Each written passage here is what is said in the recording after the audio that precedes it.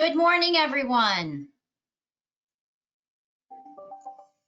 We've got a few more people just logging in, and then we're going to go ahead and get started.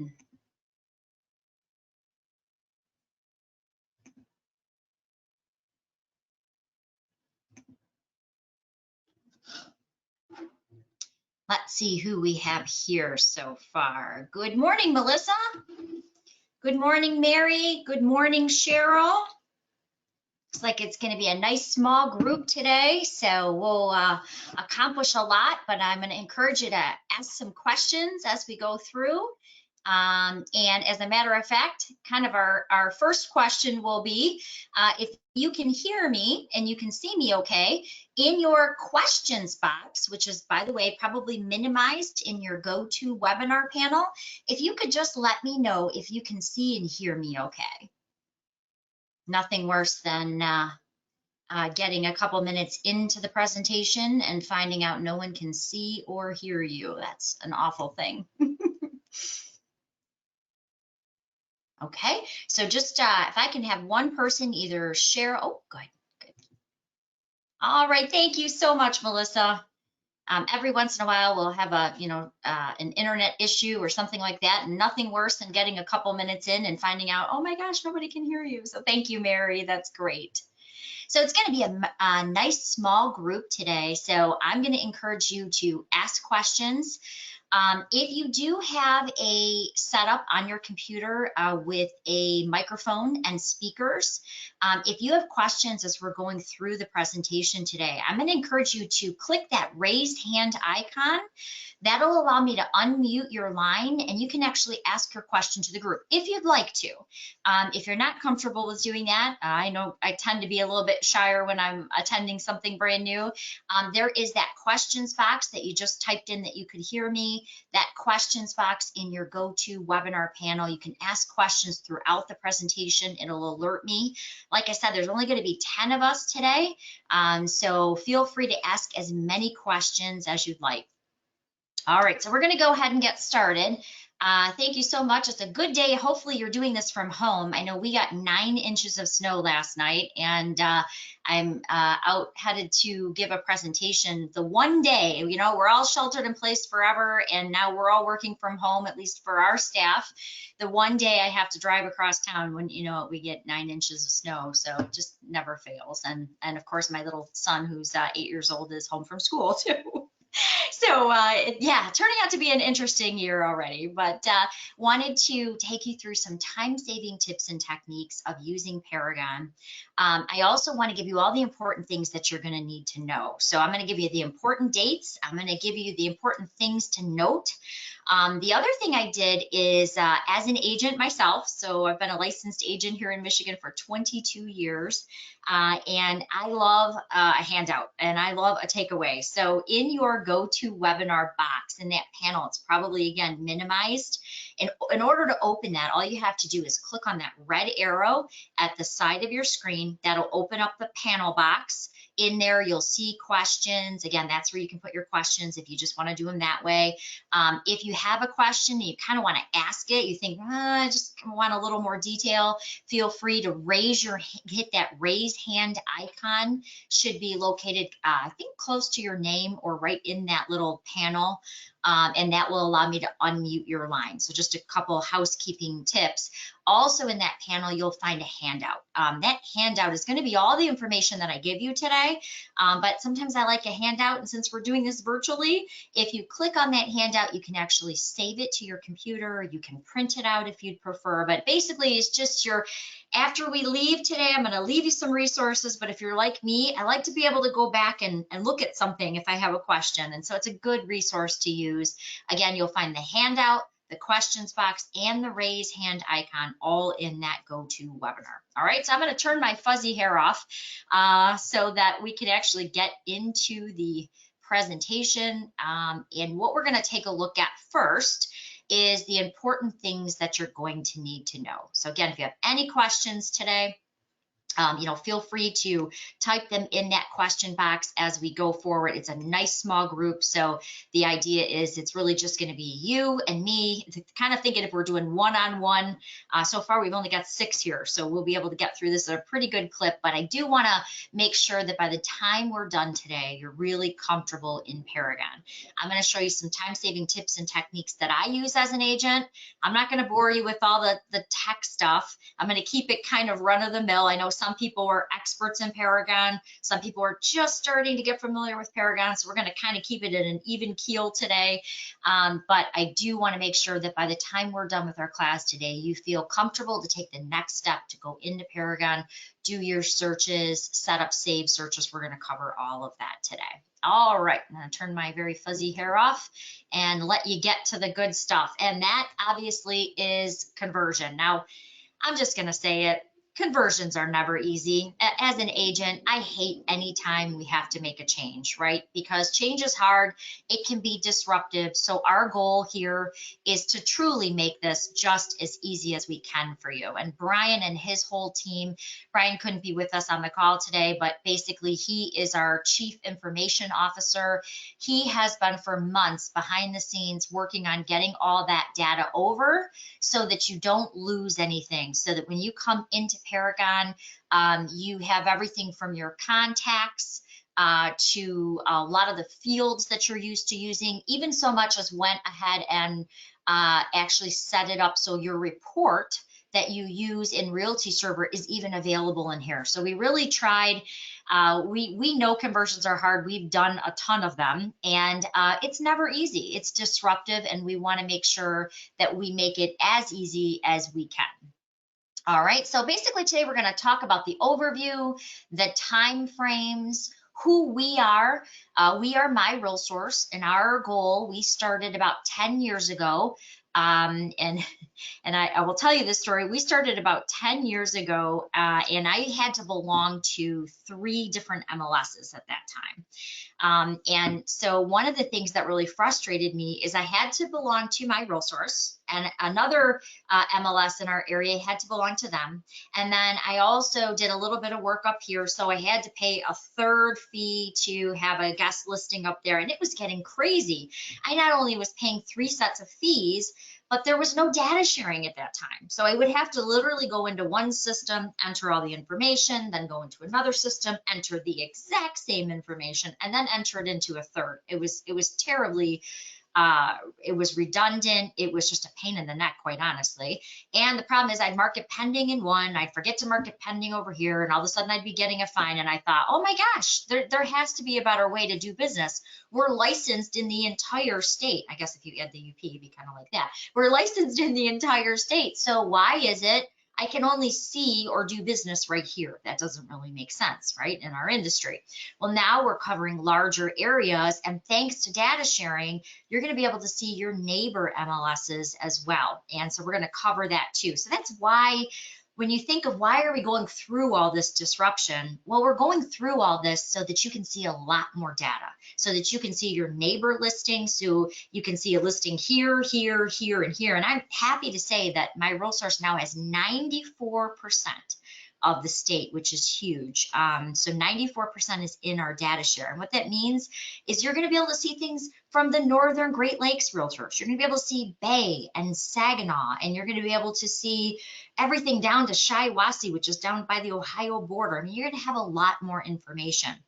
You're going to be able to see Shiawassee listings.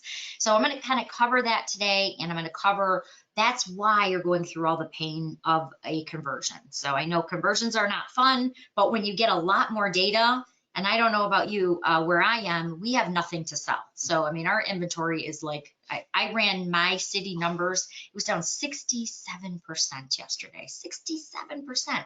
Who would have thought we would ever see that? So we all need to be able to get and see as much inventory, and especially now with syndication sites, our clients are seeing that information. So I want to make sure that I am able to see more than the client, and that's the goal. All right, so that's kind of why we came into play, is that we put this data sharing relationship together. So Clare Gladwin is going to now be able to not only offer you more data sharing, but more products. And we're going to talk about that too. So you're going to have some fun new tools to play with. We're going to talk about Paragon, what to expect, the important dates, what you really need to know. There is going to be a little homework in this, and that's just making sure that you check your listings for accuracy before the cutover dates. We're going to talk about that and how to prepare so your clients don't miss a beat and everything continues to go smoothly. And then we're going to talk about our our ongoing education and training. All right, so that's first what we're going to talk about. Next, we're going to talk about, of course, you're coming over from Realty Server. You're now going to be logging in at the Paragon site. Paragon has been rated, actually it's 6 years, it just changed. It's been the #1 MLS system nationwide for 6 years now. And that's due to consumer confidence and user-friendly applications, not only for the agent, but for admin staff. And we're going to talk about upcoming training classes that we have for admins and brokers as well. All right, so the next thing is, by going to this integrated or online version of Paragon, we're able to give you more products and services. And what I mean is, actually, Clare Gladwin is able to give you more products and services than you had previously. Like, I'm going to tell you, the mobile app that you guys are going to get started on is one of my favorite software products of all time. Things that I can do as an agent with our mobile app, I can actually be showing a home. I can pull up the property disclosures while standing in the home. So I can pull out my phone. I can see the seller's disclosures, the lead-based paint disclosures. If my buyer says, well, you know, there's a little evidence of water over here, Colleen, I can now pull those disclosures up on my phone while we're standing there. I can even share them. I can airdrop them or text message them right to their phone too. So we can even do our social distancing that way. With your new mobile app, you'll also be able to change things on your listings. So if you're sitting on this call and you just got an offer in that you're bottom lining, you don't want any more showings, you're going to be able to pull open your phone, click right on your listing and click on pending to make sure it's pending and no more showings. So there's a whole bunch of things that you can do right through your mobile app, and we're excited to show you that. And then we're going to talk about parallel and cutover. So Brian makes this really, really complicated, but I'm not as smart as Brian, so I'm going to really make it easy. Basically, parallel means that both systems are up and running right now. They're running parallel to each other. The important thing to note about that, though, is that we do not want you entering your listings into both systems right now, because then when we go to the cutover, what would happen is you'd have all these duplicate records and it would be a mess. And some, you know, unfortunately we see some agents put one list date in one and another list date in another, and now we're trying to match it up, and it just becomes really, really complicated.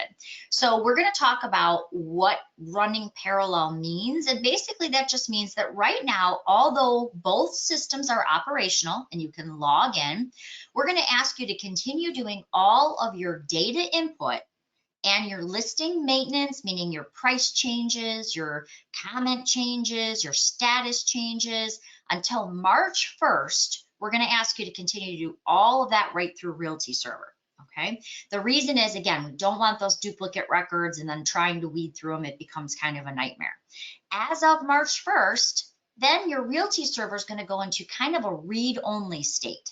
Once it goes into that read-only state, now you're going to be entering everything right in through Paragon. And we're going to have classes on that. We're going to have classes on entering the data, entering new listings, even creating listings from the tax records so that you only have to put in a couple keystrokes to complete your listing. So we're going to show you those cool things too.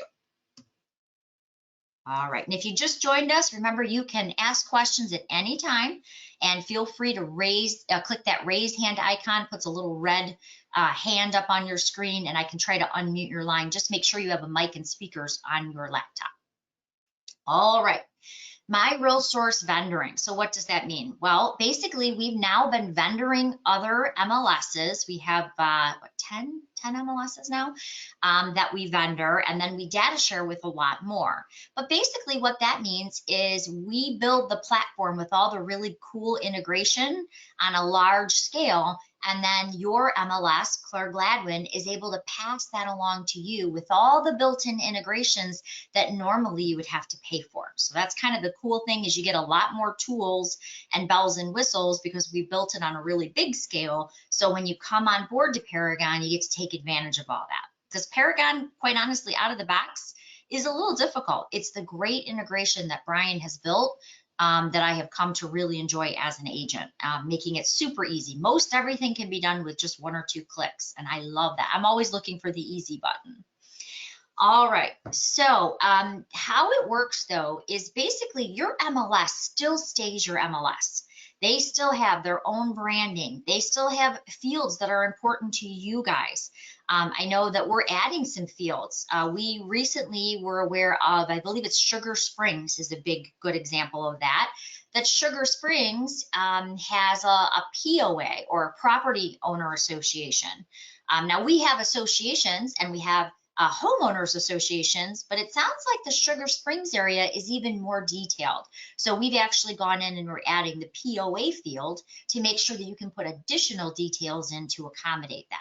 So basically, by us coming into the system, what I want you to think of is we're just the computer system. Your rules still stay the same as Clare Gladwin. Your fields are going to be very similar. We're trying to add in any ones that you may have had that you don't have now. Clare Gladwin will still be able to communicate with you through the MLS. They'll have MLS messaging, but basically everything stays exactly the same as it does right now. The only thing that will be changing is your MLS platform.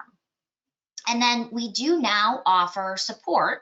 It's free of charge because you're coming on board, and it's available 7 days a week from 9 a.m. to 9 p.m. Now, the one thing I really like about our support is we support all of the products that you're getting. Because let me tell you, when I used to call support early on, I would have to call Paragon for one product. And then if I was trying to do a CMA in Paragon and send it over to Cloud CMA, I had to call Cloud CMA. And then if I needed help with the collaboration, so I'm calling all these different places, and basically it just became a huge nightmare. So what we said is, for the good of our members and for the good of you being a member of Clare Gladwin, we're going to have one phone number for you to call. It's going to be real life agents like myself on our staff who are trained on all the products that you're getting. So if you have a question about Realist and HomeSnap and Paragon, you call. One person's going to help you through all of that. Our average hold time is less than 2 minutes, which I'm proud to say. So the idea is we'll be able to help you. We know that when you're out in the field and you need something, you need it right away. And that's why we have 7 days support. And I'm going to give you those phone numbers too at the end, okay? All right, the great products and services that you're now going to get. So of course, you're going to get Paragon, which is the MLS platform, but you're still going to get showing time. I know there's a lot of talk going on about showing time. I'm going to try to stay clear of that for this call to keep it short. But you will have the showing time app. You'll have the built-in showing time integration. But I do want to point out that right now, showing time is only enabled in Realty Server. It's kind of that same concept. If you're scheduling in 2 different places, well, now it becomes really hard when you're looking at your listing activity reports to figure out, well, what did I do here? What did I do here, right? So we're going to ask you the same thing that we asked you about the listing entry. We're going to ask you to do in showing time in Realty Server until March 1st.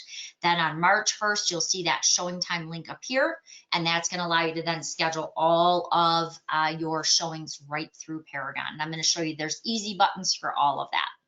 We're also going to show you the convenient way to dump them in a showing time cart, which will put them in a logical driving order for you. So a lot of cool stuff coming up with that. HomeSnap. HomeSnap, again, is your mobile app. I kind of talked about that. It's one of my favorite products in all of real estate. I'm going to be honest with you. I really, really like HomeSnap. And I'm gonna say I probably am down to doing about 97% of my business right on my phone, because literally all your MLS searches are saved in HomeSnap, your contacts, your clients, everything's in this great little mobile app. Realist is integrated, so if you're looking at a report in the MLS, you can click one button, get everything from the details of the property to who owns the property to if it's ever gone to sheriff's sale, to the mortgage history, to the legal description. It's got some really cool things that you can do, but it also helps you anytime you're taking a new listing, because you can actually click on the realist information and fill about 80% of your new listing in right from that realist record, right from that tax info. All right, so we do not provide zip form, but we do provide the zip form connector, or basically the MLS piece of zip form, if you will. We understand that many of you are using zip form, so we do have the integration in the MLS for you. Our members out here use Instanet and Authentisign, which we have the integration for as well. But for you guys using zip form, do not worry. We have the MLS connector built right in, so you'll be able to push and pull data right in and out of zip form. We do have the RPR deep linking if you've used RPR, and then the tax autofill, which is populated by Realist, but it's great when you're excuse me, trying to add a listing into the MLS quickly. It allows you to go in and pull a lot of that information right from the municipality record. All right, so the reason you're going through all this painful process, right? So before, and this just happens to be dots on the map from the previous 12 months. And so it kind of shows you guys have a big footprint. But now the reason you're going through all of this is because you're going to have a much bigger footprint. You will now not only have the Clare Gladwin board information, but you'll have Bay County, you'll have East Central, which is formerly the Flint Association, Greater Shiawassee, Lenawee, of course you'll have the My Real Source footprint as well, Saginaw, and the southeastern border. In addition to that, you will also have the Northern Great Lakes Realtor information, which is comprised of Central Michigan, Northeastern Michigan, and the Traverse Area Association. Excuse me. So what that means is you see how your footprint went from this area to now a greater piece of the puzzle. So you're gonna have a lot more inventory that you can see and have access. So when your buyer calls you and they found something, you know, on Zillow, or they found it on realtor.com, or they found it somewhere, you're gonna be able to see that information and give them the details. And I'm even gonna show you some ways you're gonna have more information than your clients can get on those syndicated sites. So we always love that. All right, there is one, now everything in the MLS is going to contain compensation, cooperation, and your data fields. There is one exception to that rule, and that is with the Northern Great Lakes data share. So let me explain. You're still going to see them. You're still going to do your saved searches, but it is one extra click to get that information. And the reason is, for a long time, we tried to get Northern Great Lakes to data share with us. They came on board, but they said, you know what, kind of like a baby step process, and we've had many MLSs like this. They wanted to make sure the data sharing worked. They wanted to make sure it worked well for their members, but they said, we just want to make sure that when people are looking at that data, they are calling the listing agent to find out what the compensation and cooperation is. So remember, when you are doing your data sharing and you are creating a map or searching by map or searching for information, all of those come back immediately with the compensation and cooperation. The one exception that you're going to see that you're going to need to verify the compensation and cooperation on is the Northern Great Lakes Realtor MLS. It is one, we actually put up a little, the reason we want you to click in it, because we want to remind you there's a little pop-up that will show up, and it will say, please be aware you need to contact the listing agent to verify the compensation and cooperation. Okay, so it's still there, but it does give you a little red pop-up that says, hey, please verify the compensation and cooperation of this listing. All right, and you're going to find that, by the way, under resources, that little pop-up. All right, so this is the important part. This is also in the handout that I attached, so don't worry if you forget these dates, you can still see them. It's right in the handout. But these are the important milestone dates. The first date is February 1st when parallel started. Okay, so obviously we're well into parallel, and that means that all listing maintenance is going to continue being put right through Realty Server.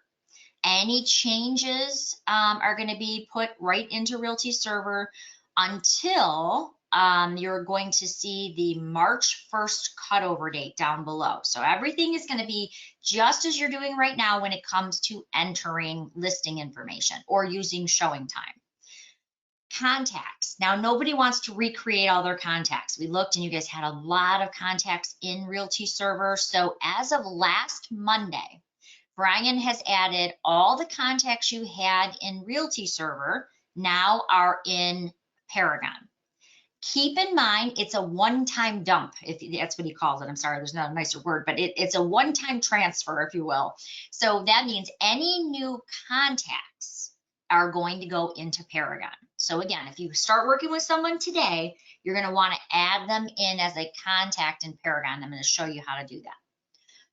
Save searches, unfortunately, in every single conversion we've ever tried to do, we cannot import your saved searches. I'm going to show you how to get the information from Realty Server and set up new saved searches in Paragon.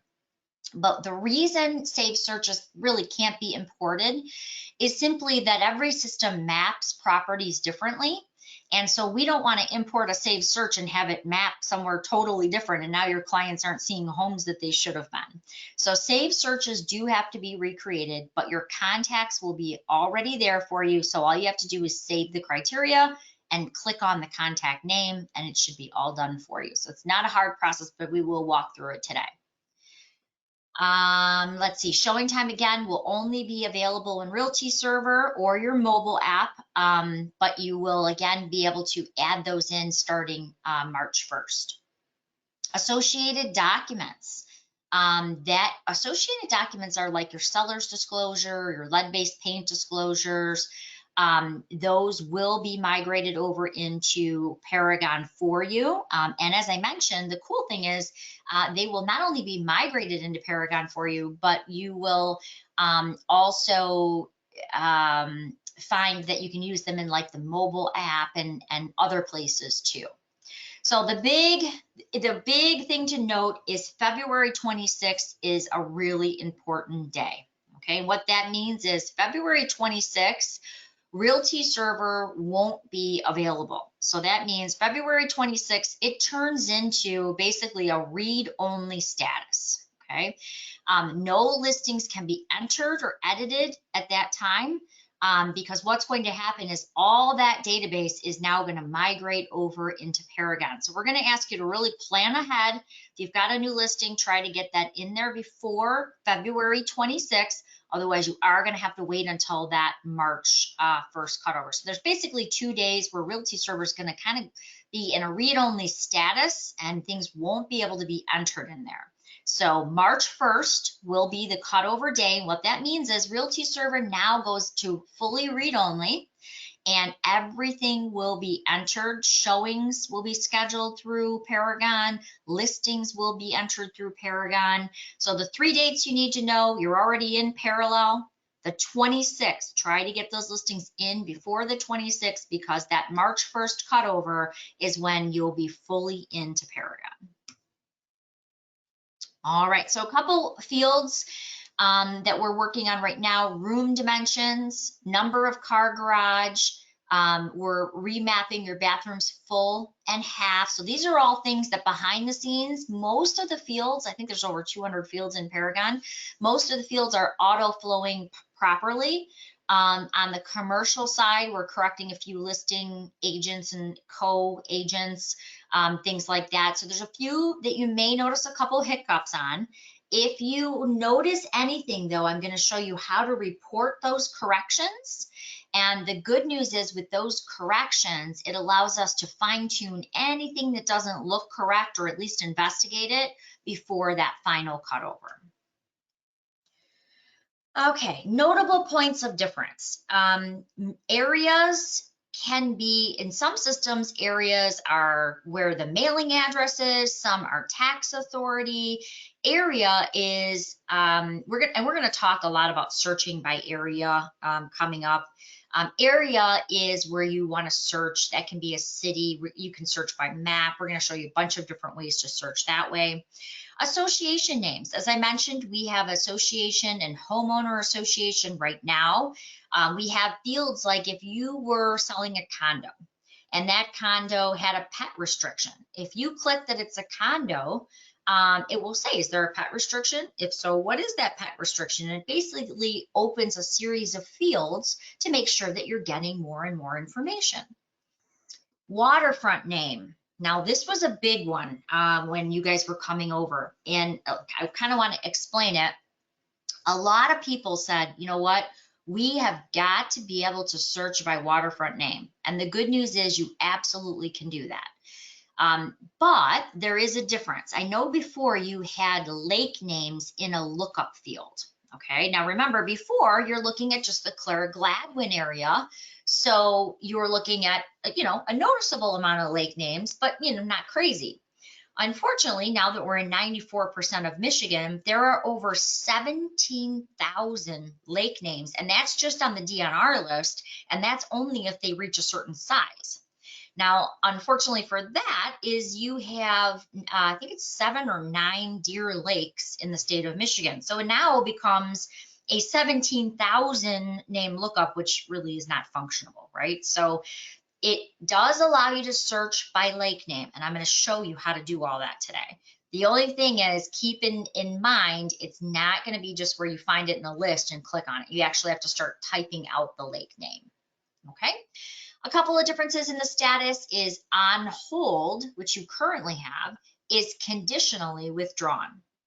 Withdrawn is our unconditional withdrawal. So a couple of different naming conventions, but nothing huge. So remember, save the handout in the GoToWebinar panel, and you can go back to these if you're not sure what is the new status for on hold, conditionally withdrawn. And then again, if you're withdrawing something, it's just unconditionally withdrawn. One has a condition, one doesn't. New statuses. Now, this is up to your board whether or not you know, you're going to follow your board rules.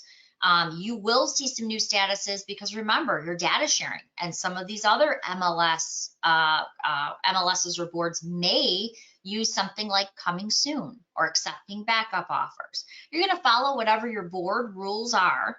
However, don't be surprised if you see something new like coming soon or accepting backup offers, and it's just because now you're data sharing and there has to be a place for their data to go, right? Okay, missing or required fields that we're working on. So again, it's not 100%. You're still doing all of your listing entry right through Realty Server, but ones that we're looking on, ones that we're looking at right now that are missing or required are ownership, compensation for sub-agent, buyer's agent, or non-agent, summer tax, winter tax, and total tax. Again, a lot of this we're going to be filling from Realist. Signed disclosures, listing exceptions, and associated documents we're bringing over, and seller's concessions, yes, no. So these are all ones that Brian's aware of, and he's working on backfilling to make sure that we get all that data properly mapped into the system for you by that cutover date. So remember, on cutover, just kind of a recap, showing time will be where you're going to be scheduling your showings right in Paragon. You must upload your associated docs, or basically your disclosures or documents will have to be uploaded into Paragon. And syndication, all of the syndicators that you had through your previous vendor have all been set up. So if your broker saying, oh my gosh, I don't know, our IDX feed, is that going to be there? The answer is yes. We took care of that months before. And that way, when we got to this point, it was all set up and ready for cutover. So you'll see no change there. All right, so here is your homework slide. Nobody likes homework, but this is the homework slide, and what a better day to do it than when you have 9 inches of snowfall, right? So here's what you need to do to make sure that you're ready to leave parallel and go into your March 1st cutover. One, you want to export your saved searches from Realty Server. And what I mean is you want to know what your clients have set up and saved, because just like, and I apologize if I get this name wrong, I believe it's called Concierge with you. With us, it's called the Paragon Collaboration Center. The Collaboration Center is where you can set up a saved search, click on a contact, and anytime a new property with their criteria becomes available, that new buyer gets it immediately. It's immediately sent over to their email. So you do want to export your saved searches from Realty Server. I'm going to show you how to do that. It's also in the handout. And now we want to set those saved searches up in Paragon. We do want you to take a look at your listings, because guess what? Nobody knows your listings like you do. And when you're reviewing them, if anything is missing, or let's say a photo is upside down and you know it's right in Realty Server, well, we want to take a look at those things now. So if you find anything, and we've had just a few corrections that have come over, but it's important that we get everything perfect. So on March 1st, everything is flowing properly and is right where you expect it. And then we are going to show you how to click the corrections button. And it's my understanding you had a correction button in Realty Server as well. This will work the exact same way. You'll be able to click the corrections button and it will go to staff. Right now it'll go to staff and Brian, so we can finalize any improvements that need to be made. However, in the future, once we get over into the cutover section, it will just go to staff. Now, I hate to say, I occasionally have to use this correction button myself. I was showing houses in a particular neighborhood, and this agent was very big in this neighborhood, and unfortunately, he marked all of them as 4-bedroom homes, okay? I got into several of the homes, and they were really 2 bedrooms that he marked as 4 bedrooms so he could get more people into them. And I only know this because I called him and had the conversation with him several times that it was marked incorrectly, and it didn't get changed. So all I did, because I don't want to, don't want it to be an issue, just click the corrections button. It goes to your board staff, but the listing agent doesn't get any type of notification, so you don't have to worry. They're not going to know, oh my gosh, you ratted me out, or whatever that is. You don't have to worry about that. It actually goes directly to your board staff so that they can investigate it. Now, your board staff will see who actually made the comment, but the listing agent and everyone else will not see it. It's directly between you and the board staff so that they can just look into anything that seems like it's not correct. All right, so, and also remember that your contacts were imported, but you do want to make sure that any new contacts that you add going forward, that you're going to put those directly into Paragon. Okay, so exporting your saved searches. So in Realty Server, you're going to find your saved searches. When you open that saved search, it's going to show you what criteria you had in there. Why that's important is that's the criteria. And what I did is, when we did our conversion way back in the day, I printed this off and I just made sure that when I set up my searches in Paragon, I had that exact same criteria. Okay, and again, this is all in the handout.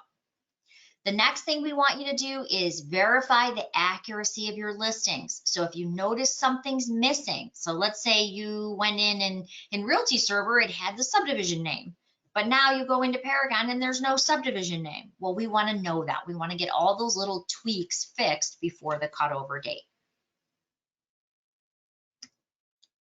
All right, there's also a report, and I'm going to show you that in just a couple of moments, but there's a report, and what we tried to do is, conversion is hard enough, so we wanted to build a report. Now, it's not 100%, but the idea is, in this report, it's going to look semi-similar to when you went into Realty Server, or the common report you would find in Realty Server. So we're going to take a look at that. And the report is actually named Clare Gladwin, and it's under details. But if you favorite that report, it'll help you in that immediate transition. You may find you like one of our reports better down the road. But in the transition, so you know where everything is, and you know where to look for the compensation, you know where to look for the comments. By using that Clare Gladwin report, we tried to get it as close as we could to what you were used to using. All right, kind of blow through that. We already talked about So again, just to recap, you want to verify the accuracy of your listings. We want to make sure that you export your saved searches, want to set those saved searches up in Paragon, and you want to report anything that doesn't look correct on your listings.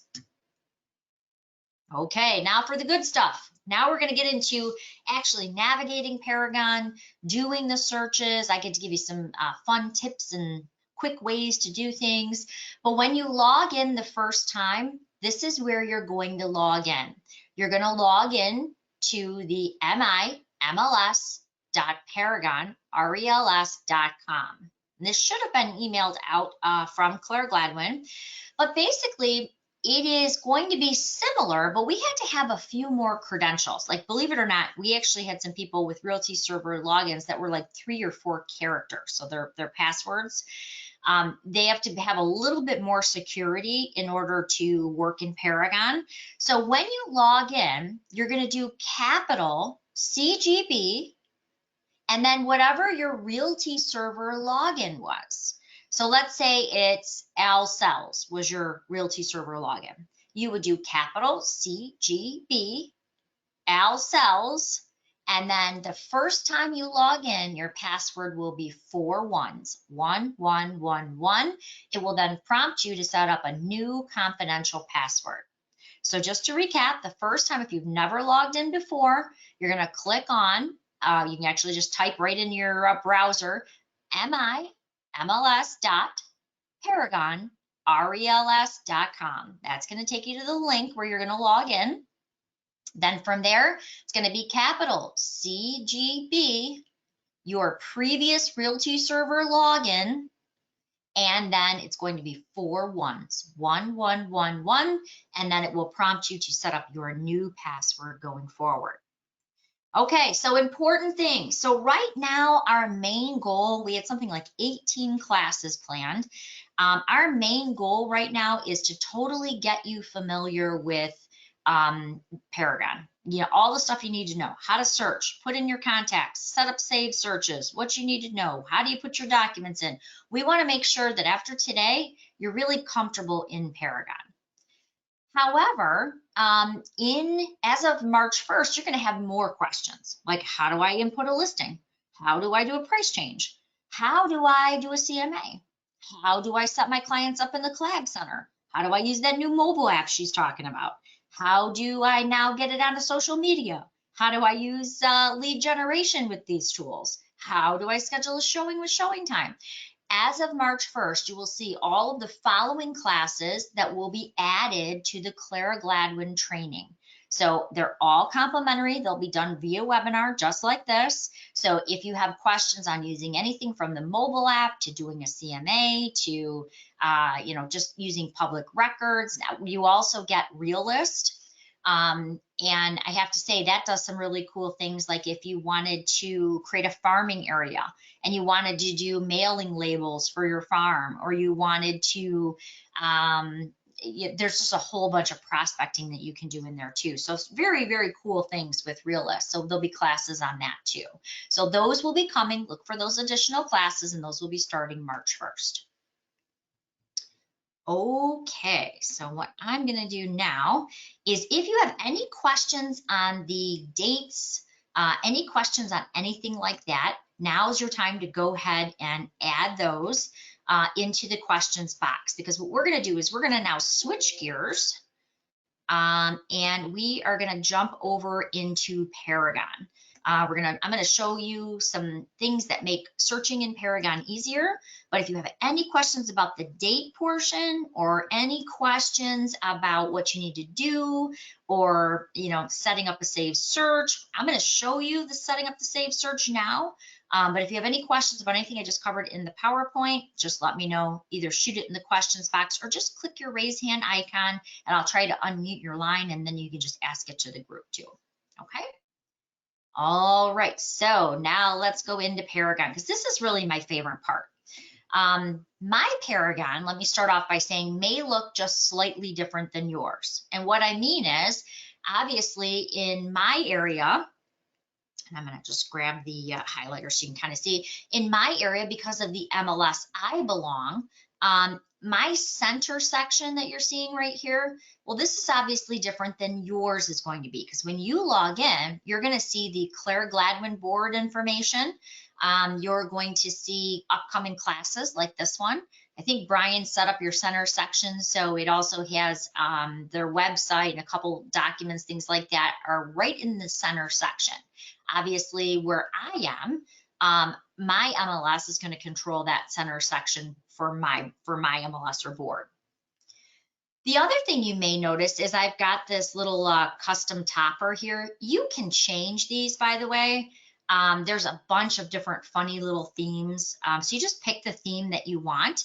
And basically that's just under your preferences. I'll just show you a couple.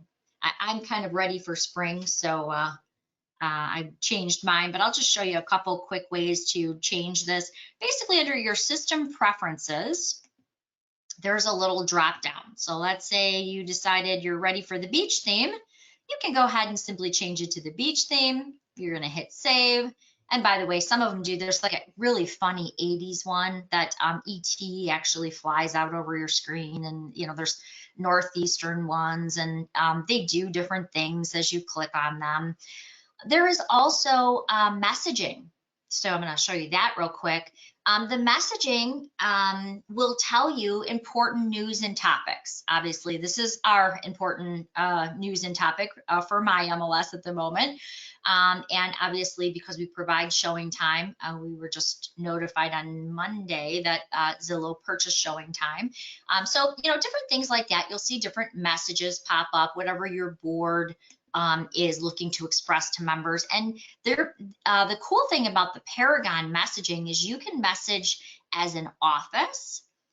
So your broker, if you are with a brokerage, your broker could even send you a personal message. So there's a lot of cool messaging within the MLS too. So basically the top, as I mentioned, can change. And the middle section will be controlled by your board, but everything else that I'm going to show you today is going to be exactly like you see it. So for instance, when you log in, your quick search is probably over here on the left. Now I'm going to tell you, I have terrible OCD. It's a whole family thing, but I am right-handed and I'm always looking to do things faster. So for me, I have moved my quick search really over here to the right. And the reason being, I'm right-handed. A lot of times when I'm teaching at a pulpit, or a podium, I will literally at a pulpit, like I'm teaching at a church. If I'm teaching at a podium, I'll generally be on the right side. My grandfather's a minister, just in case you were wondering. That's where that came from. Anyway, if I'm teaching, I will generally be on a podium to the right side, and generally I'm standing between that and the screen. So it's just easier for me if I have my quick search on the right side, but you can maneuver these outside panels however you want them. You just grab the top and you can drag them to the left, you can drag them to the right, you just click them into place.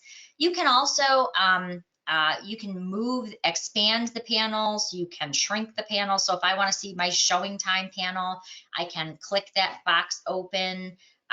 If I want to see my market monitor or Paragon news, or maybe I want my contacts up here, you can literally just drag and drop them into place where you want them to be. All right, so let's start by the simple ways to search, because I think that was the most confusing thing when I started using Paragon. Was there's all these different ways to search. Why would I search one way over here and another way over here? So let me make it really easy. Up here at the very top where you see this power search, this is kind of like your Google search for properties, if you will. Okay, so let's say you just got a call. Somebody says, hey, Colleen, I want some information on 6125 Trailside. This happens to be a listing I just closed. Or maybe it's 6521. Might be 6521. We'll use our good old 123 Cherry Street. We'll put in 123 Cherry Street, and all the 123 Cherry Streets will pop right up. Okay. Now, if there's an active 123 Cherry Street, that will always be at the top. So that'll be the first one that you see. And as you can see, there's little identifiers next to them: expired, closed, unconditional, withdrawn. The idea is if you're trying to find one property fast, well, this is a really good way to do it. And it's very Google-esque. So the less you type in, the more search results you're going to get. Okay, so again, if I'm looking for 123 Cherry Street, I'm going to go ahead, start typing that in, and it's going to pull that right open for me. However, you can also use this for MLS numbers. Now, someone told me you can put up to 30 MLS numbers in that little field. I don't know why in the world you would do that. It seems like that would be a little bit painful to me. But if you were looking for 1 or 2 MLS numbers, you could type those in. Just be sure that you use a comma after each property. That will separate it out. So 123 Cherry Street. In this case, if we were doing an MLS number, you would type in the MLS number, hit comma, and then type in the next MLS number, and you get the drift. But this is really when you're trying to find basically one property or information quickly. So to use our 123 Cherry Street for a moment, so get a call, buyer says, I would like some information on 123 Cherry Street. Now, maybe you're looking for 123 Cherry Street and you see that it's closed a few times. Like you can see there's a couple closed properties for 123 Cherry Street. So if I want to see all the records, I could just click on the one I'm looking for. So if I see this one's active and I want to click it open, I could do that. Just click on it, it's going to open up the property report. But if I want to see all the search results for 123 Cherry Street, I just want to click on this where it says listing 7. Now it's going to bring up all the 123 Cherry Street so that I can actually go through it. If I want to sort it, think of this kind of like an Excel spreadsheet. Maybe I want to sort it by date. I could go ahead and click on close date, and I'm going to see all the close dates. The most recent can be at the top, or I can sort it the other way. This one's happened to be expired, so it didn't close. This one was canceled, so it didn't close, but now I'm seeing them in the most recent. However, if I want to go in and see it in a little more detail, I'm just going to click on that MLS number, and that's going to open up that property. It's going to open up all of the detail for me, and I can start going through all of that right from here. I'm ready to jump to the next listing. There's little arrows right over here to the right. Going to the next one. Now, as I mentioned, Brian went in and actually created a report so it looks a little more familiar to you in the beginning. And that's kind of, I hope your GoToWebinar box isn't covering it, but it's kind of over here to the right where it says reports. If I click on reports and I go down to the details area, I'm going to see Clare Gladwin, which I've favorited actually. Just click on the star to favorite. And now, if I click on the Clare Gladwin report, now it couldn't be exactly as you saw it in Realty Server, because obviously you have more fields and things here. But if I scroll through, it's kind of got those items in the same way that you saw them previously. So if you're looking for the selling agent, if you're looking for, what style of home is. So we tried to recreate it the best that we could just to make it easy in the transition. Now, a couple other things too, is if you're looking for a great report for your client, the client reports actually have client right in the title. So one of my favorite reports for clients is the client full package is a really good one. So if I click on the client full package report, this is what gets sent to my client, but my branding is at the bottom. It will also have photos, interior photos, and the map in case they want to drive by, room sizes, things like that. So remember, under reports, there's a whole bunch of different reports that you can choose from. And by the way, you can drag and drop them into your favorites. You can sort of move them around, but there's a whole bunch of different reports, so you can just pick the one that works best for you. As far as an agent report, you might want to start off with the Clare Gladwin one. I'm also kind of a big fan of the Legacy Full Agent Report, and the MLS Client View is probably the one I send most commonly to my client because it's a one-page report. It does provide them maps, virtual tours, property photos, but it's only one page. And so it's not so long and cumbersome in case they do want to print it out or they do want to save it. So don't be afraid to go over to that report section. This is where you can change your report view to whichever report you like.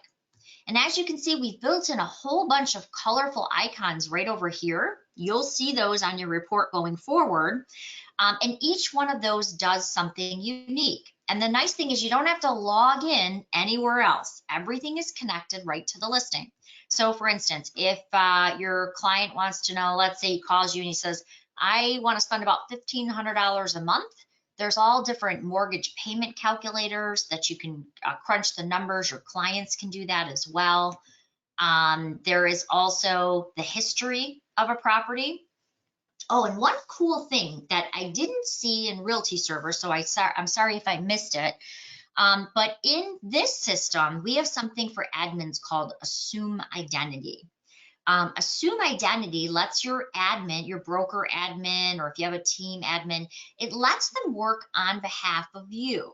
And what that means is they can prepare contracts for the agent under the agent name, but it shows that they are the ones who did it. So basically they can assume and help out, but they cannot do anything that an admin shouldn't be doing. So basically if an admin logged in, they don't get forms, right? Because they're not creating transactions.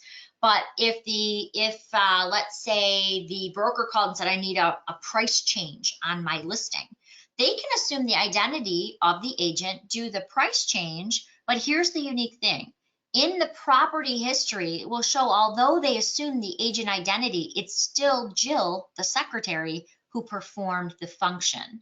So you can actually see exactly where that price was changed, the time, the date stamp, who did it. Unfortunately, we had a situation in my MLS recently where the agent, the listing agent, had put all of the appliances on the listing ticket. Okay, so listing agent listed all the appliances, stainless steel, beautiful stuff, right? 2 days before closing, when we did our walkthrough, guess what? No appliances. And went back to the listing ticket and said, holy mackerel, I know they were on there. I remember seeing them. Well, because of this history, we actually were able to prove that yes, in fact, the appliances were on the listing ticket. The agent logged in and removed them 2 days before after she found out the seller didn't plan on leaving them. But we now have the proof. So everything is actually recorded in the history. Okay, so I actually, that was a huge benefit for me. Disclosures. This is obviously going to be where the seller's disclosure and lead-based paint documents are housed. Again, those will also move over to your mobile app. The map of the property. Here's a really good one too. This is Realist. Realist, when you click on that red button, and you'll be getting Realist as a benefit. So this is something kind of new, but this Realist document will tell you who owns the property. It will tell you if it's owner occupied. It will tell you the location and tax information of the property, so the legal description. It'll show you, sorry, I kind of did that a little fast. It'll show you the characteristics of the property. Basement, what was the basement square footage, how many bedrooms, what was the year built. Down here, it'll show the listing information, when it got listed, when it got sold.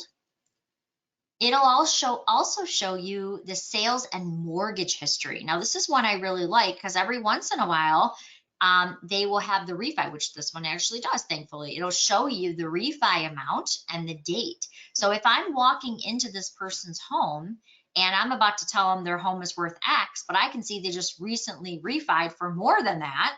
I also have their primary mortgage information up above. It at least allows me to be ready, to be prepared, to explain why and justify why that price is what it is. So just gives me a way to be a little more accurate. We're also going to show you on March 1st, when those classes start, how to take this information with one click and start your listing. So I don't have to go type in things like the subdivision, the school district, when it was built, the tax ID, the tax information. That's all carrying over for me. So that stuff I don't have to worry about. All right, hopefully that makes sense.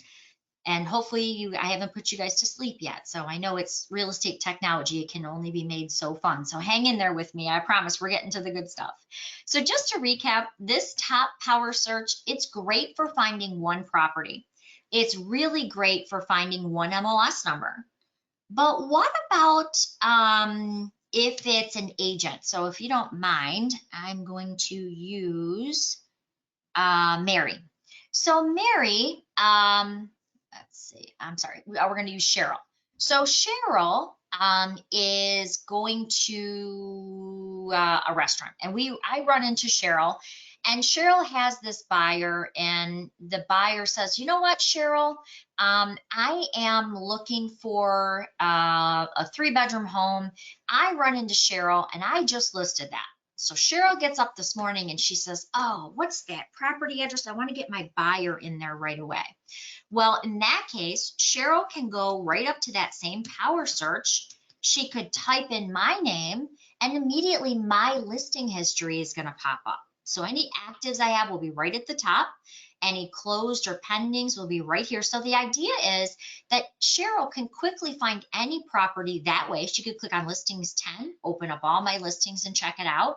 But maybe Cheryl wants my phone number because she's going to call me and she's going to send me an offer. Then all Cheryl has to do is actually click on my name under the member record, and Cheryl can very quickly see my cell phone number, email address, where I work, things of that nature. So think of it this way. If you're using this power search, it's where you're finding one agent, one MLS, or one property number or property address very quickly. Okay, so that's kind of a good way to think of the power search. It's kind of very Google-esque. And by the way, less is best. You don't have to put a lot of information in there. Just put, you know, even if you just put the beginning of the street number. So let's say it's 411. Gosh, I'm so bad. I remember my listing numbers. I think it was 41169 maybe.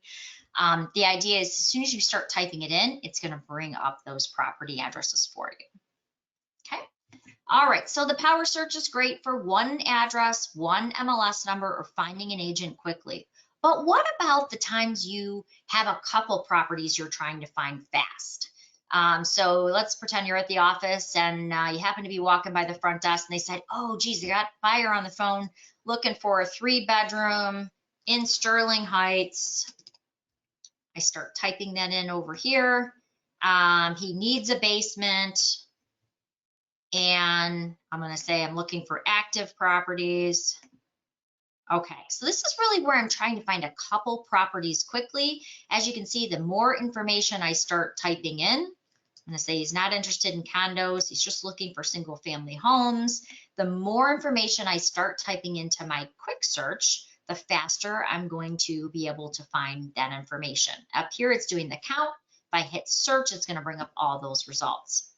But I'm not really, you know, I use the power search for finding one fast. I'm going to show you the detailed search in just a moment. But really what I use this for, and I have to be honest, I begged Brian for like 3 years to build this field I'm about to show you. I'm so proud of it. My biggest problem was, as an agent, I would get very frustrated because the buyers would find things on Zillow or Realtor.com. A lot of times they were calling me with, you know, Zillow properties that closed 6 months ago. And I was getting really frustrated because I would be talking to someone and I'd have to type in one address up here, then look at it, then have to write the MLS number down and then go to the next property because I want to email them after the call, right? It was just kind of a really painful way to search.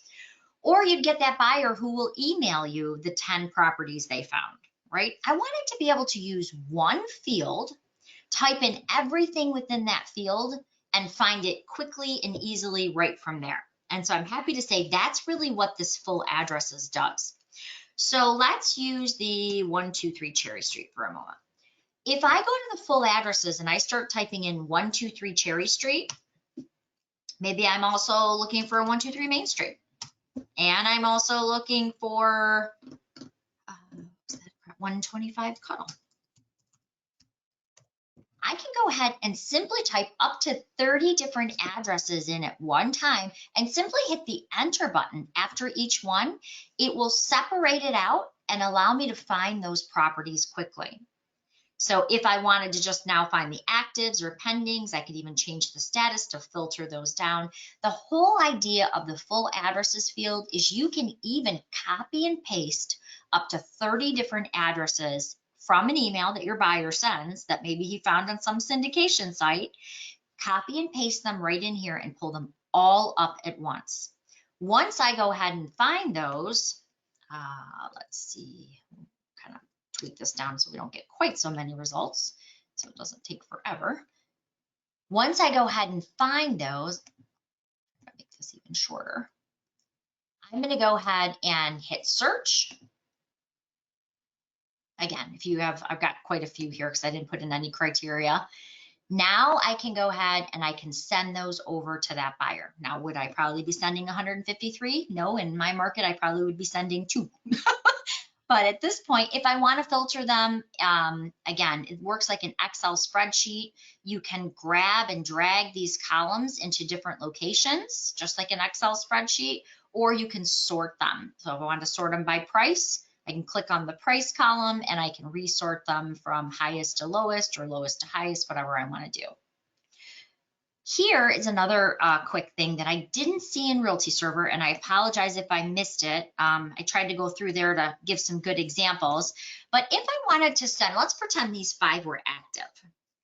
If I wanted to send these 5 active listings to my buyer, I could go ahead and email them, and I could email them as a PDF, as a link, or I could even use the collab link, which I'm a big fan of. Gives them a nice kind of user-friendly application to see them. We'll use just the hyperlink for a moment. But all I'm doing is making sure I have client in the title and then clicking compose email. As you can see, my favorite client view is already my default. And then down below in my email body, it's also going to have my picture, my information, where I work, my, the basics. So it's kind of really all written for me. All they have to do is now click on the link and they can see those properties. Now, you could email from Realty Server, but I did not notice that you could text. So again, I'm sorry if I missed it. If it is in Realty Server, I apologize, but I didn't see where you could text a listing. But the good news is if you wanted to share this via text, you could go to the share button. You could text it right to their phone. So I can click on, yep, I want to text a property. And all I have to do is click on the contact that I want to send it to. So if I want to send it to Alicia, I'm going to click on her name. It's going to send it to her cell phone. Okay, so pretty quick and easy. Of course, you could go ahead and print them as well. I always recommend the Print Plus for more than one property. So Print Plus is the better way, not just print. But you can text them, you can email, you could print them, you could even export them to an Excel spreadsheet if you really wanted to. So there's a whole bunch of different ways that you can get these over to your buyer. Now, I do recommend the Collab Center when working with buyers, just because it automatically goes over to that buyer if it meets their criteria, making sure that they don't miss any opportunity to see a property, especially in this market. Okay, so now I want to show you 2 important fields that I think you should add to the quick search. Take a quick drink of water here. Okay, so in your quick search, because you're coming over from Realty Server, if you wanted to use an old Realty Server MLS number, you could actually type that in the original MLS number field and it would find it for you. So if somebody calls you with a Realty Server MLS number, remember your MLS numbers in Paragon going forward, those are going to be a little bit longer because you're in the data share, right? And you're data sharing with all these other MLSs and they each have to identify who they are. But if you wanted to find something by a previous Realty Server number, well, that's when you'd use this original MLS number. Only one quick problem. Out of the box, it doesn't show up here. So what that means is you have to add that field in so you can use it.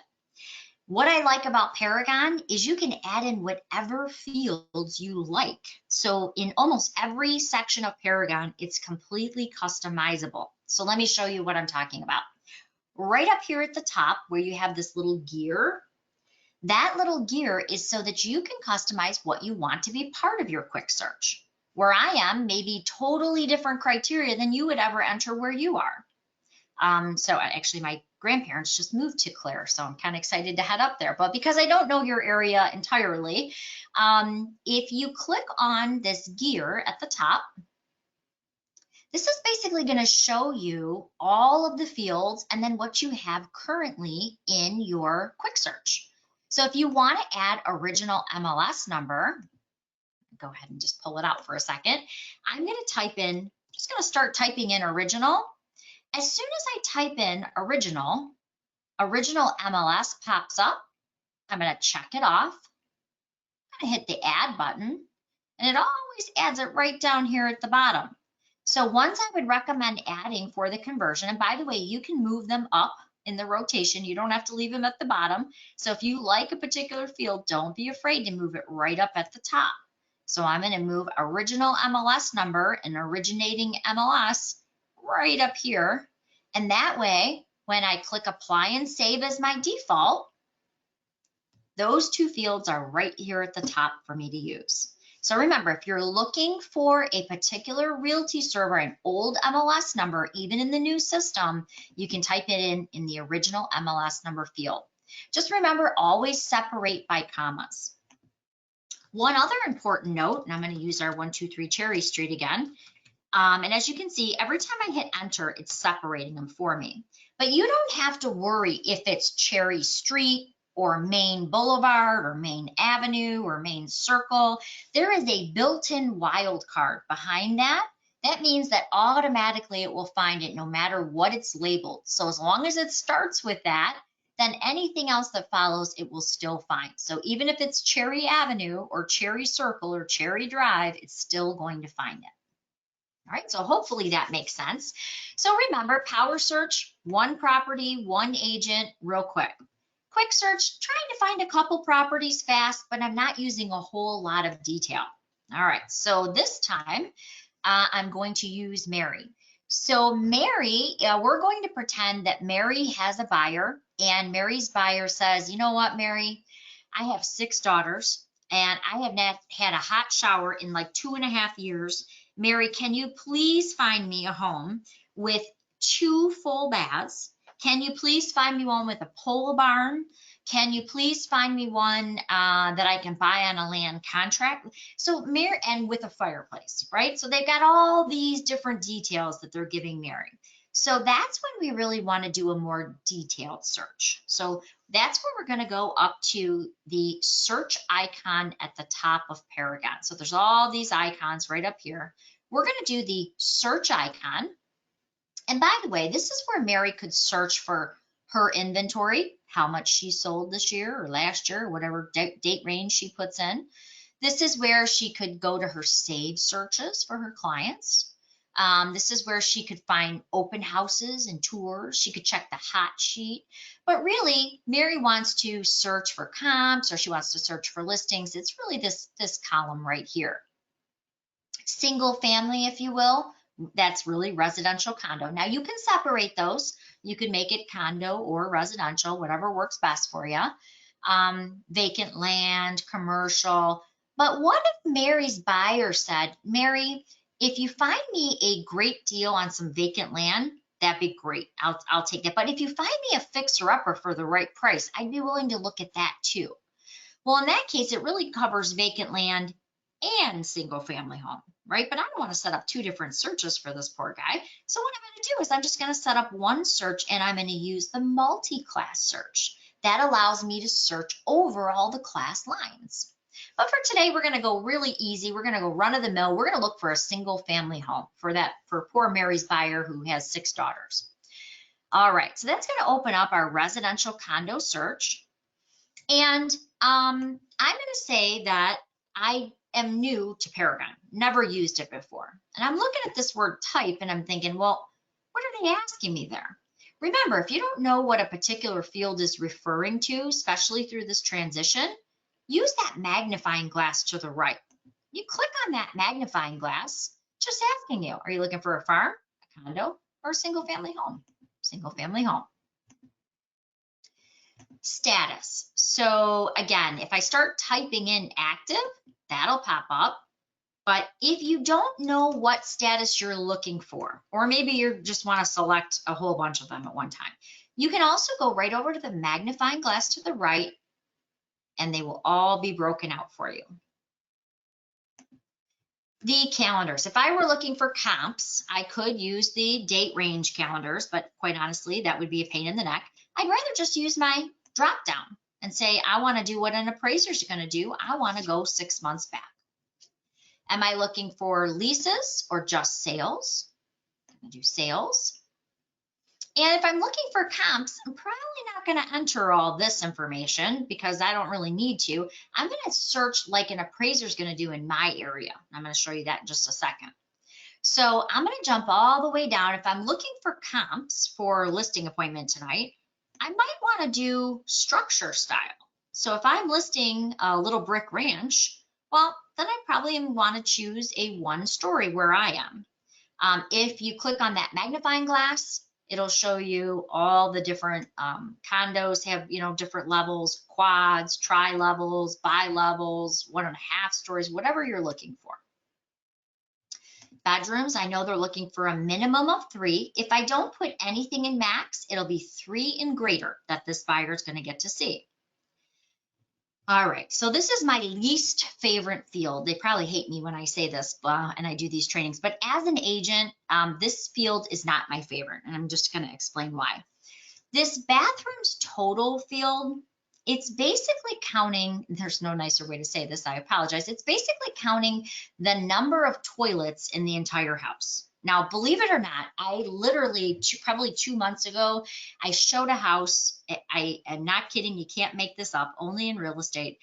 It was a bungalow, and I went up the stairs, and literally in the middle of an unfinished attic, there was a plumbed bathroom with no walls, and the agent actually had the nerve to count it. I hit the corrections button on that, by the way. Bathrooms total is basically counting bathrooms in the basement, any toilets in the entire house. Please don't count them in the unfinished attic because nobody's ever going to go to the bathroom up there. Just kidding.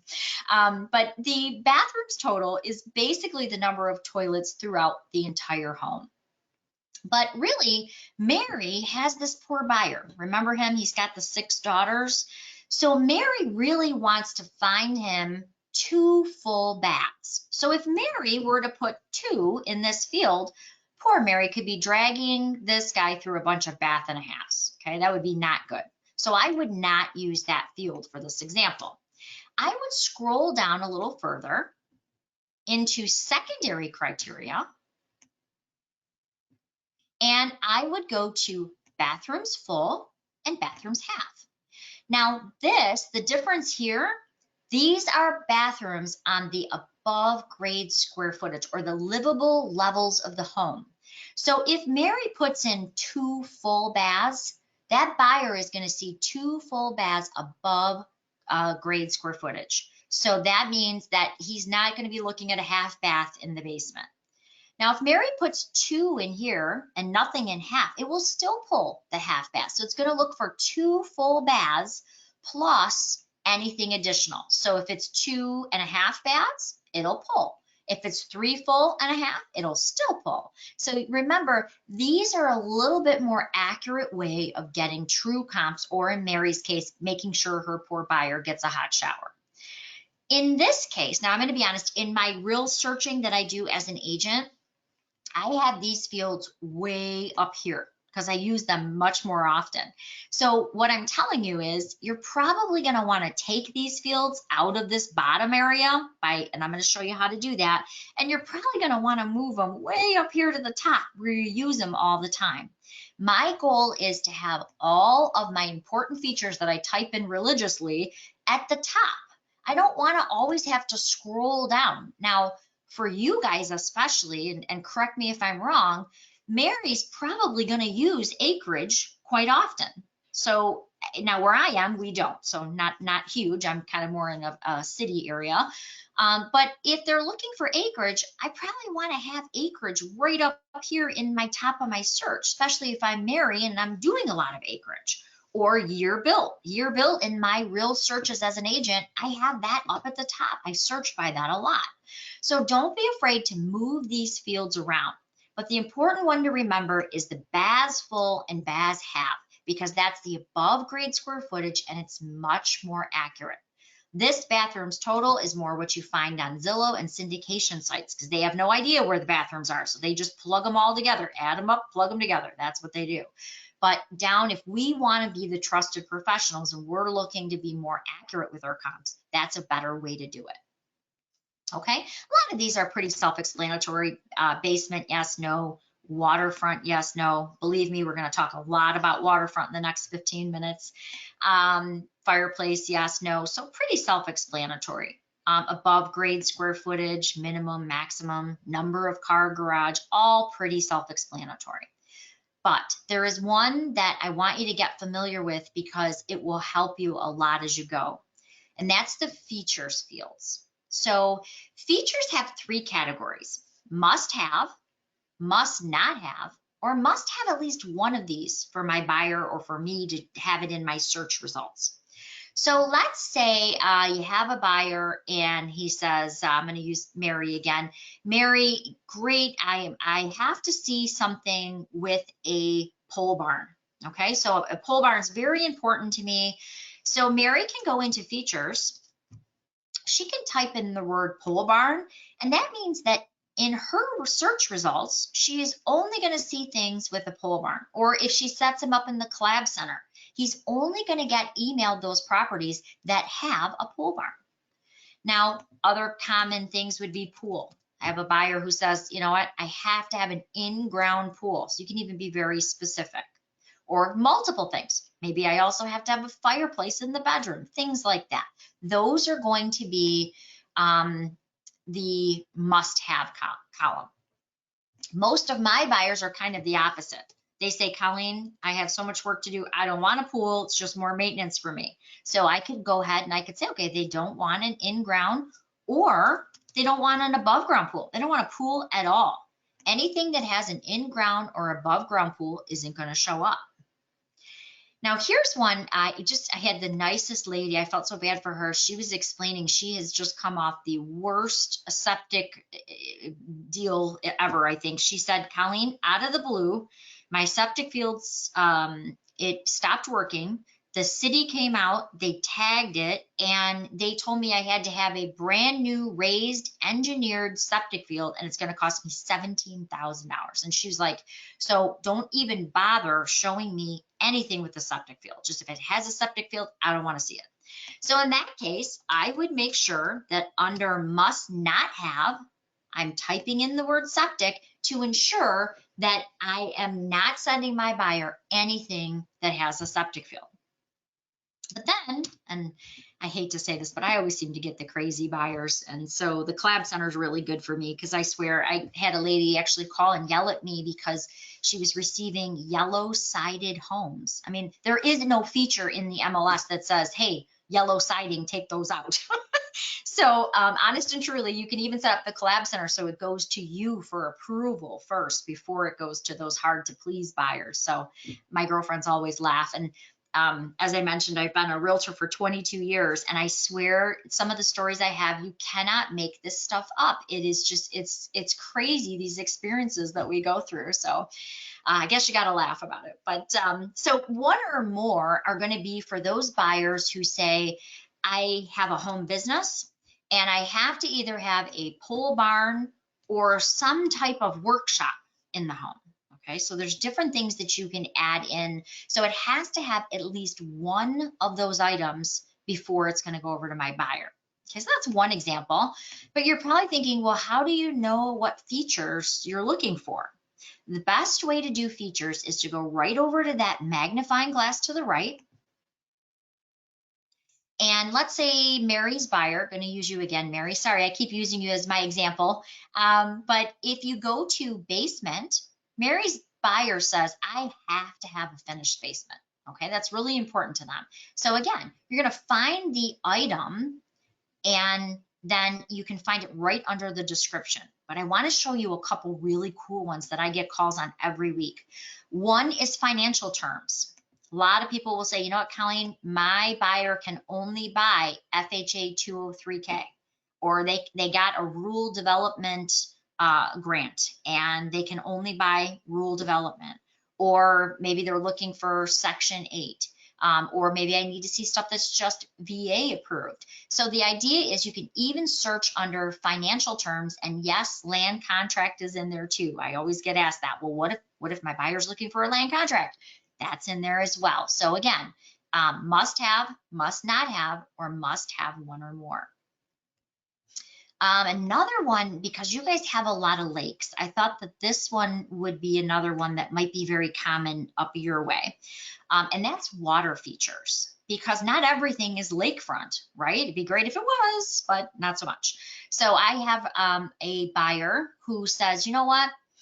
I have a boat and it'd be great to be on the lake, Colleen. That would be really cool. So, you know what, if you can find me lake frontage, that'd be great. But I like that Harson's Island area, which is actually right over where I am. So that's that's good. And you know what, if I'm on the canal, so at least I can get my boat down there, that would be great. But if I'm just on the river by Lake St. Clair, that's okay too, as long as I can get my boat down to the lake. If it's on the water, that's great. If it's on the river, that's great. So really what I've done is I've said it must have at least one of these. I don't care if it's canal, river, steel seawall. I don't care which one it is. I just want to make sure he can tie up his boat at his house, right? So by selecting one or more, anything that's got one of these items is going to show up in his search results so that he can review it. So keep in mind, if you are looking for something that has to have a pole barn or a workshop, or you have to have this or that in order for it to be considered by that buyer, this is a great way to do it. There's also, as I mentioned, if you're doing a condo, number of dogs allowed, size limits, a way for you to filter when you're searching on, can he have 2 dogs? It's a little more information. Now, the only thing about features, I'm going to be honest, and this kind of makes me sad, but it's agent entry, right? Features are optional. Anything that's mandatory, well, that's great. We know the agent has to fill it out. But sometimes when it comes to features, those can be more optional. And so if the agent obviously doesn't fill it out, it becomes a little more difficult to search on that, right? All right. Up here at the top, if you walk away from your computer and you've got all your search information in, we got bedrooms, we got bathrooms, we got and I walk away and I come back and somebody closed my computer, I can go back to last search. It'll hold the last 15 searches that I did, so I can go back to adding in that criteria. You can load a saved search, so you can save searches and come back to them. You can save them and assign them to a client, so you can do that as well. And just like I showed you in the quick search, do not be afraid to go into customize and add in fields that are going to be important to you. So I'm going to show you one that you're definitely going to want to add in, which it does not come out of the box. So I apologize. I would love to add it in for everybody. Unfortunately, it's kind of custom to your area, and that's searching on a lake name. So lake name in Paragon is called body of water. Okay, so you're going to just go, let me show you again. You're going to go just like we did with our quick search. We're going to go up to the gear. We're going to do the customize again. We're going to click on our fields. I'm going to go to this find box because there's hundreds and hundreds of fields. I'm going to type in body of water, check it off, hit add. Remember, it's always going to drop it at the bottom, but maybe body of water is important to you. From what I hear, you guys have a lot of beautiful lakes out there, so that might be really important to you. You might want to move that right up to the top of your list. You can apply and save it as your default, so it's always there. So basically, I was talking to, I think it was Mary the other day, Mary from the board staff, and Mary said that there is a beautiful lake out there called, I think it was Wixom Lake, I think it was. So if you wanted to search by a lake name, remember, it's not lake name, it's body of water, and you can actually type in Wixom Lake. So I'm going to go to my body of water field. I'm going to type in Wixom. I'm also going to just filter this down a little bit. I'm going to look for active properties on Wixom Lake. Turns out there's 36. I think there's actually more than one Wixom Lake, just so you know. But if I type in Wixom, even if it's Wixom Lake or Wixom Subdivision Lake, whatever it's called, remember that built-in wildcard is already there for you. So it's going to find it no matter what the end is. As long as it starts with Wixom, it's going to pull that up for you. When I'm ready to go to those results, I can just hit search.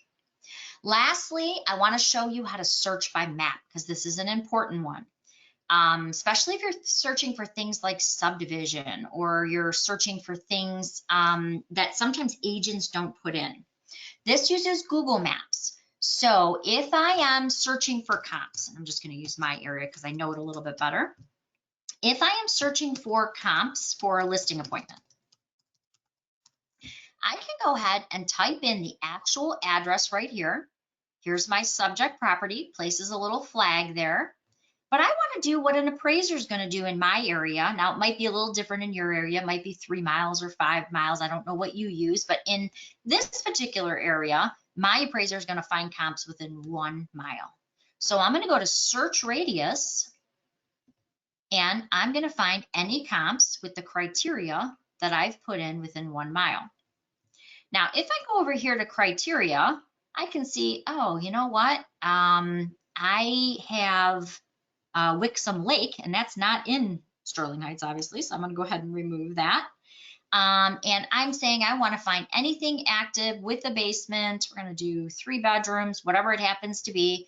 Remember, you can jump from criteria to map to your search results. So you can actually jump between these 3 tabs. Another cool thing is when you have somebody walk in your office, let's say you're adding a new listing or adding a contact, you can keep opening multiple tabs. So you can have up to 12 tabs open in Paragon at once, because we're all multitasking like crazy. Here we've got our comps. If I click on that subject flag, I can go ahead and find, oh yeah, here's my active comps. Or if these would actually be closed if I were doing comps.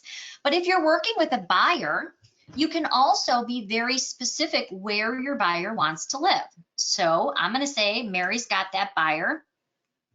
He wants to live north of 18 miles. So I'm going to go to my drawing tools here, and I'm just going to click. He wants to live north of 18, but he does not want to cross Mound. Okay, so I'm just clicking everywhere I want to start and stop my lines.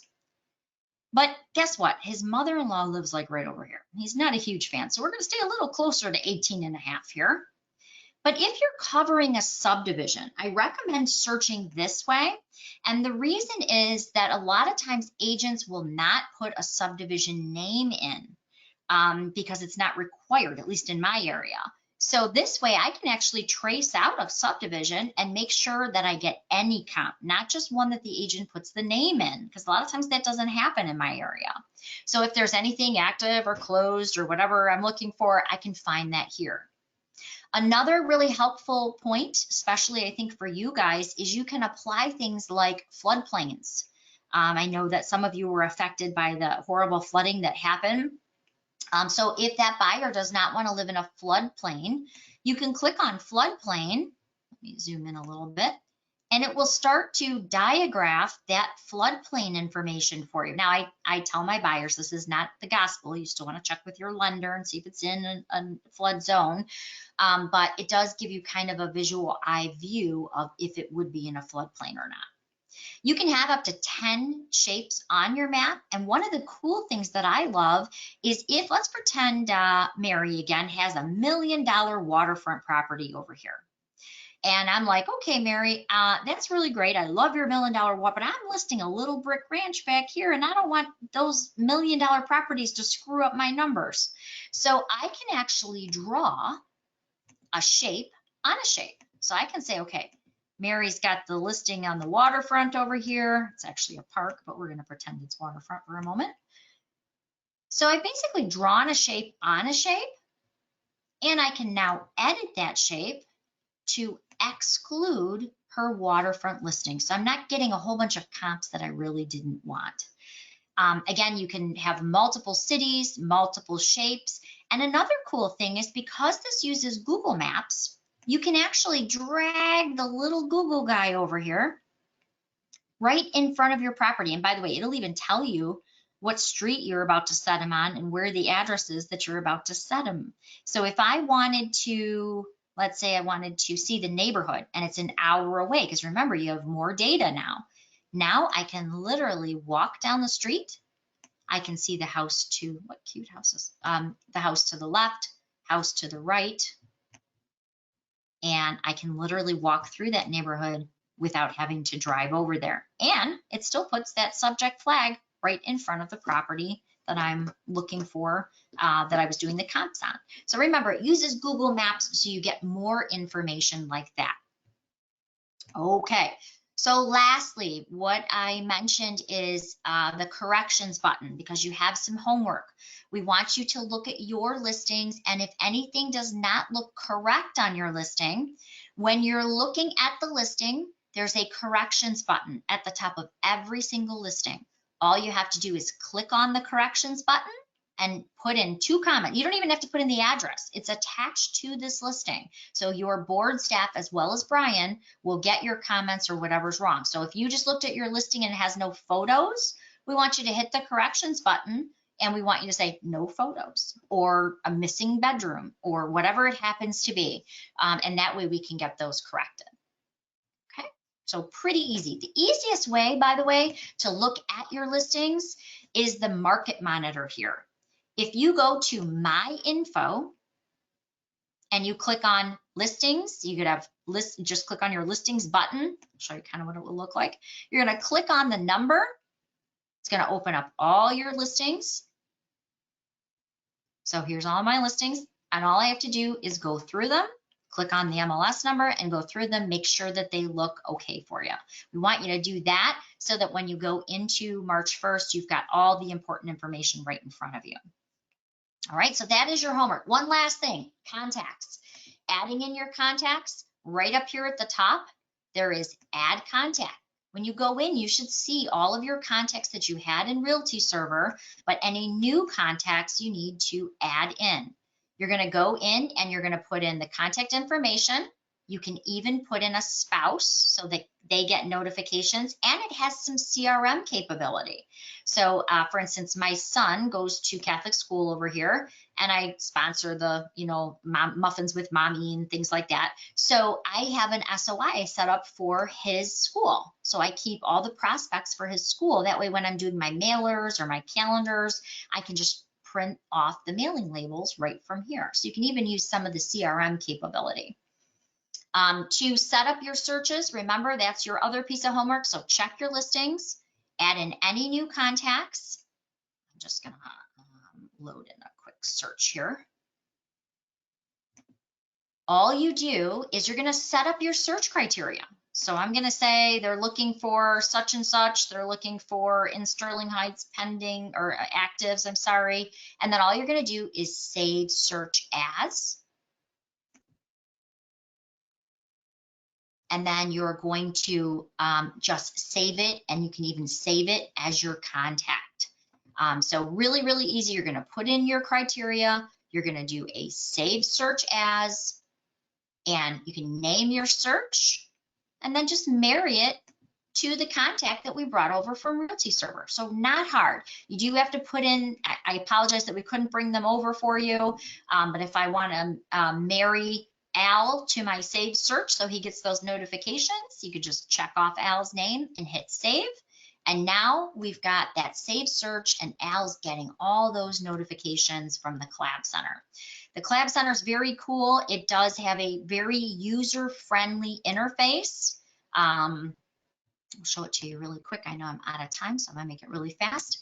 But it does have a very user-friendly interface. By the way, you can see when you added them, when they last looked at the Collab Center, when they got their last notifications. And if I click on view here, I can actually see everything that they favorited. They can go in and ask questions about a listing that come to me. They can even tell me when they're available to see a property. They can view all the details. They can walk down the street for the property. And then I'm able to communicate or collaborate right with that buyer.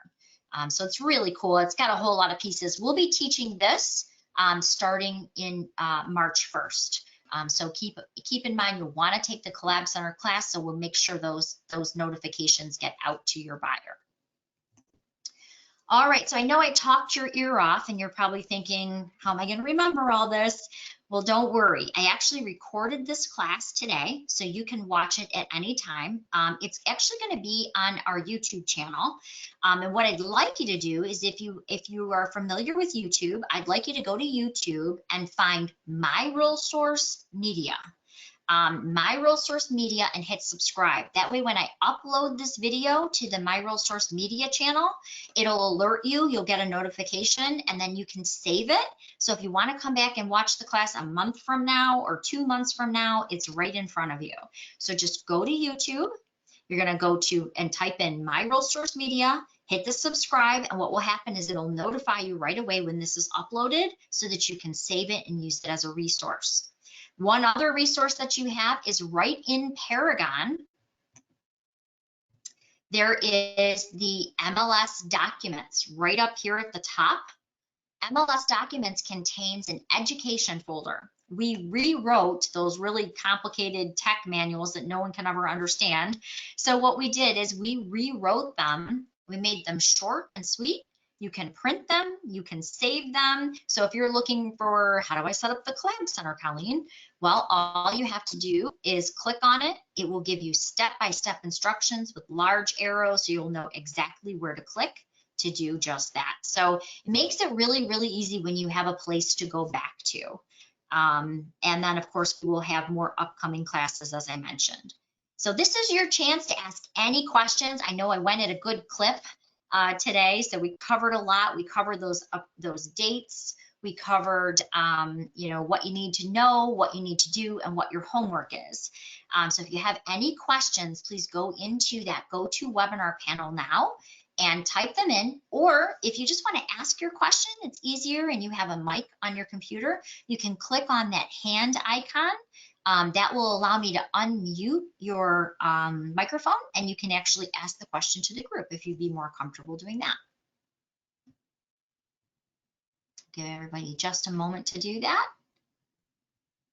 Hopefully you've got a couple helpful pieces out of today's webinar. Hopefully you picked up a couple time-saving tips that may save you a little bit of time. After this webinar, you're going to get it takes about 30 seconds. It's going to be a quick survey. It'll let me, if you think of something afterward, it'll give you an email where you can send those questions. So we want to be here. Remember, you have tech support. Oh yeah, I should give you the tech support number. Your tech support, chat it out to everybody, is 248-247-1040. So again, it's 248-247-1040. I just sent it to everybody via text. So if you have a question about Paragon or any of the other products, just go ahead and give our tech support a call. It's free, 7 days a week from 9 a.m. to 9 p.m. All right, it doesn't look like we have any questions. So in that case, I just want to thank you. Go sell, sell, sell. We need that inventory, and stay safe with all that snow, okay? Thanks, everybody. Have a great day.